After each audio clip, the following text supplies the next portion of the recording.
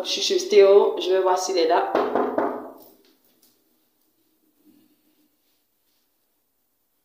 C'est ça, Immortal. C'est Patricia Malo, Immortal. Oh. Salut Théo. Bonjour, comment tu vas? Je vais bien, merci. Et toi? Vas-y, entre. Super. Surprise. Wow, je suis surpris là. C'est comment? Ouais, ça va. C'est juste c'est le week-end, donc on passe te voir. Bah, dis donc, là tu m'as surpris là. Je t'ai pas. Allez, viens. Hey, hello. Il y a la saga qui est là. Comment tu vas? Je vais bien. C'est une belle surprise donc. Ouais. Je suis venue vous surprendre un peu dans votre quartier général. On a essayé de siroter un peu légèrement là et puis je me suis comme ça. Tu peux venir avant que tu viennes?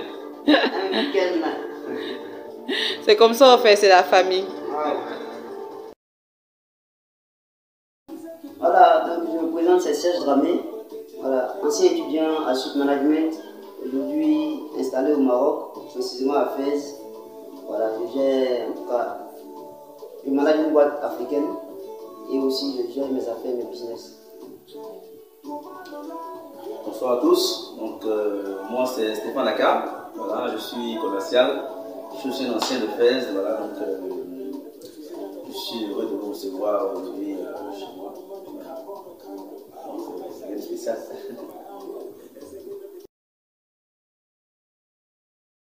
Pour l'arrivée au Maroc, je vais conter une histoire. Je quitte Abidjan le 6 novembre voilà, 2010. J'arrive à Casablanca.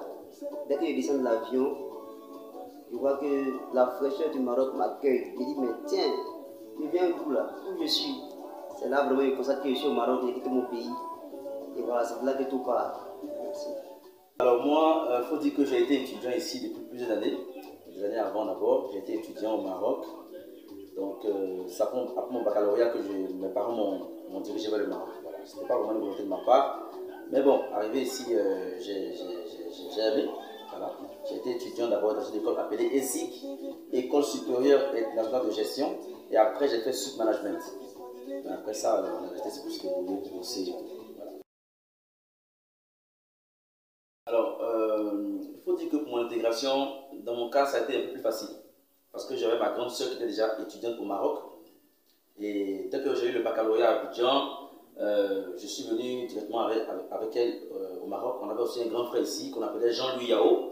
C'est lui qui était chargé de recruter des étudiants au niveau des différentes écoles. C'était même le premier qui avait monté ce projet de recrutement d'étudiants. Que maintenant on voit partout. En ce moment-là, il travaillait pour l'école ici dans laquelle je suis allé. Donc j'avais à mes côtés déjà un grand frère et une grande sœur qui m'ont déjà coaché et ça a été facile pour moi. Et au niveau de Fès, j'ai aussi croisé la communauté protestante par laquelle j'ai facilement eu des contacts, des gens qui m'ont suivi, moi Marcel qui est là encore, et ça a été facile pour moi, il faut dire la vérité. Donc j'ai pas été trop perturbé par des amitiés un peu bidons, excusez-moi du thème, mais bon. Et après moi aussi, j'ai ma personnalité aussi, je me suis intégré, j'ai appris à être dans la communauté. Et puis les choses sont allées pour moi comme sur des roulettes. Voilà.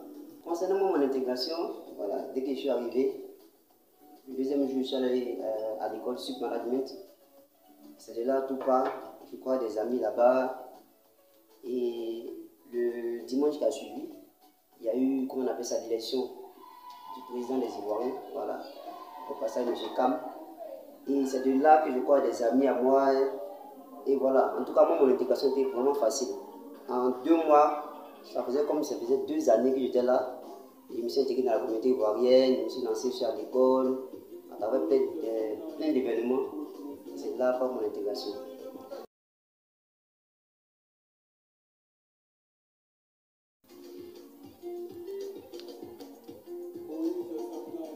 Alors, concernant les avantages pour moi de résider au Maroc, il faut dire que déjà, un pays comme le Maroc, pour y être, il faut avoir le sens de la responsabilité. Voilà, parce que c'est un pays qui est un peu difficile, il faut le dire. C'est un peu difficile, c'est un peu... au départ, c'est dur pour beaucoup de personnes.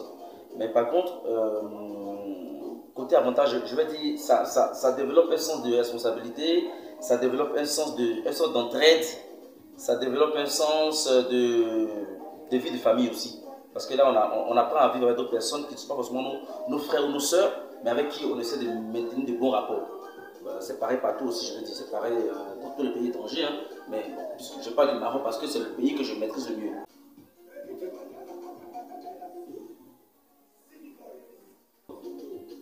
Résider au Maroc, c'est d'avoir un sens de responsabilité et de la maturité aussi. Et ça nous permet aussi on appelle ça, de croiser certaines personnes, surtout d'autres communautés. Vraiment, ça renforce les liens en fait. Côté inconvénient du fait de résider au Maroc, je peux déjà dire, il y a le manque d'affection de la famille biologique. Voilà, on est ici, il faut apprendre à se côtoyer entre nous. Et il y a beaucoup d'hypocrisie au sein de la communauté étrangère, la communauté black surtout.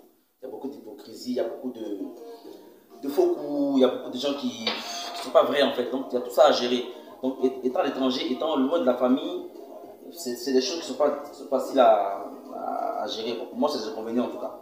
Voilà. Surtout, tu es à l'étranger et puis tu as tout le temps peur de qu'est-ce qui se passe au pays, côté politique, tu n'arrives pas bien gérer parce que ce qui se passe au pays, c'est pas tout ce qu'on a là-bas comme information qu'on a ici. Donc du coup, on a un peu peur.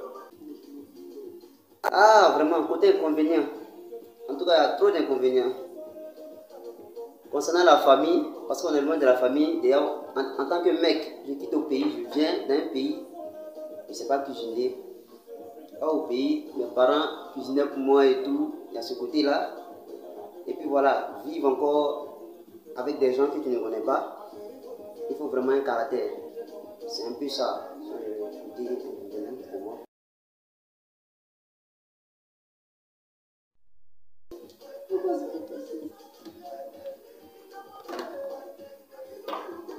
Les glaçons, ça me tient à cœur.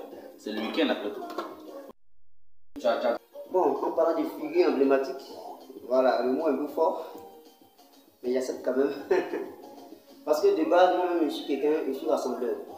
Je suis rassembleur, j'aime quand tout le monde soit réuni, j'aime la paix, j'aime la joie, j'aime beaucoup m'amuser aussi, voilà. Donc c'est ce qui fait que j'ai cette facilité de côtoyer les gens. Voilà. Et comme Dieu me le dit, l'humilité possède la gloire. Quand tu te retrouves dans un endroit avec certaines personnes, essaie quand même d'approcher les gens parce que chacun a ses problèmes. J'essaie d'approcher les gens et tout, j'essaie quand même de m'intégrer, surtout dans la communauté ivoirienne. Et c'est ce qui fait de moi aujourd'hui une figure emblématique de la ville de Fès. Voilà. J'essaie d'aider les gens. Certaines personnes m'appellent le père, voilà, parce que c'est des personnes que j'écoute beaucoup, j'aide, voilà, dans le secret. Et c'est vraiment une famille. Emblématique. Sincèrement, comme mon frère l'a dit, le mot est un peu fort quand même. Mais bon, pour expliquer ça, je peux dire que bon, déjà, tout part de mon ancienneté. Bon, c'est parce que je suis peut-être ancien que ceux qui étaient là avec moi avant, en partant d'ici, me confient à leurs petits ou à leurs petites qui sont restés ici, leurs petites soeurs, leurs petits frères ou leurs... Enfin, voilà. Et donc, tout que moi je suis encore là et que je travaille ici, donc du coup, les gens, comment j'appelle le mot, les gens se mettent avec moi et puis moi, enfin. Ça crée comme un noyau en fait, c'est comme si je suis au milieu, je suis un élément central et tout. Voilà, donc, mais emblématique quand même, le mot là, je le refuse. Je le refuse et puis bon.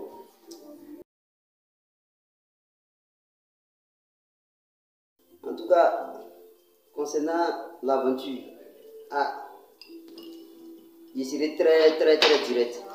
Venir à l'aventure, je pense que c'est pas facile, hein? C'est jamais facile.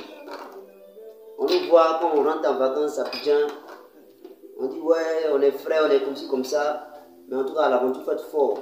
Il faut être fort, il ne faut pas te mettre avec des gens qui ne savent pas ce qu'ils sont venus faire à l'aventure. Fumer la drogue, faire des choses qui ne sont pas vraiment, qui sont contraintes, mais contradictoires à sa personne. Il faut être soi-même et puis fixer sur l'objectif pour lequel tu es là. Concernant les conseils que je peux prodiguer à ceux qui vont à l'aventure, je leur demande d'office d'être fort d'esprit, C'est surtout ça, parce que l'aventure, c'est pas évident d'être fort d'esprit, d'avoir des priorités à respecter, de se lier d'amitié avec des personnes qui vont les pousser à grandir, en fait, à monter. Pas avec les personnes qui vont les tirer vers le bas. Parce que l'aventure et le pays, c'est deux mondes vraiment différents. Donc, je pense que si ces personnes-là respectent ces conseils-là, je pense que l'aventure sera... En fait, ça sera bien pour eux, en fait. Voilà, c'est ce que je peux dire.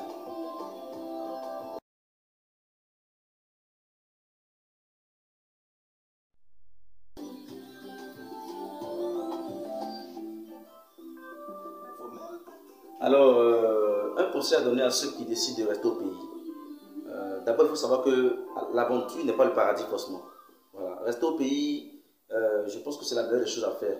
Forcément, il existe beaucoup de personnes qui sont à l'aventure, qui décident de rentrer au pays. Donc, vous qui êtes déjà, je pense que vous pouvez rester au pays et en même temps investir. D'abord, prendre soin d'aller à l'école correctement. Ensuite, faire des stages, travailler. Voilà, il y a aussi des conditions là-bas au bled, quoi. C'est pas forcément que venir à l'étranger va vous garantir un bon avenir, parce qu'ici à l'étranger, on trouve beaucoup de personnes qui décident de forcément aller en Europe en voulant traverser la Méditerranée. Ils se retrouvent dans des pétards, d'autres même meurent. Tout le monde, j'ai un ami qui est mort en 2018 là, qui est mort en avril.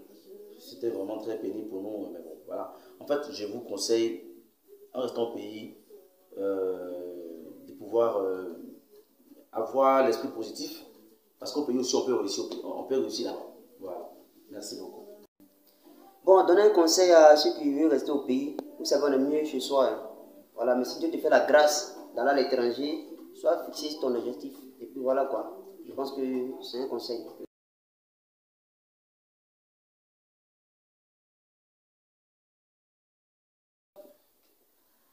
C'est un plaisir de recevoir Immortal TV aujourd'hui. Franchement, on va profiter de cette week-end pour dire nos big up, quoi. Voilà.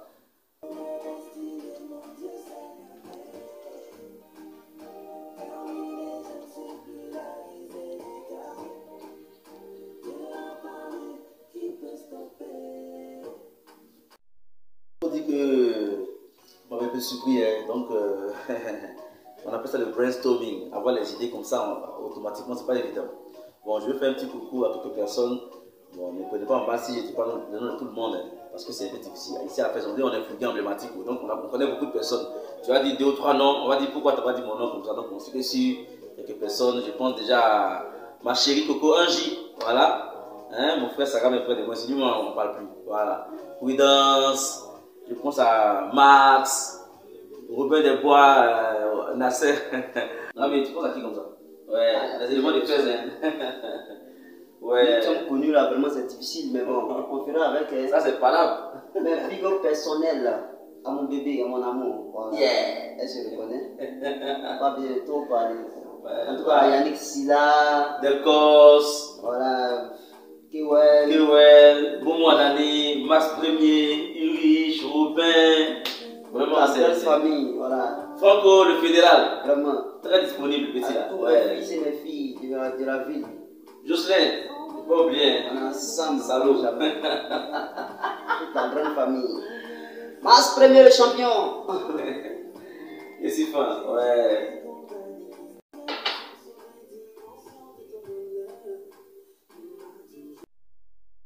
Vraiment, Immortal TV nous a surpris. À Ulrich, mon fils, le chancelier, sa femme, Mandy, Robin Desbois, à mon fils Franco.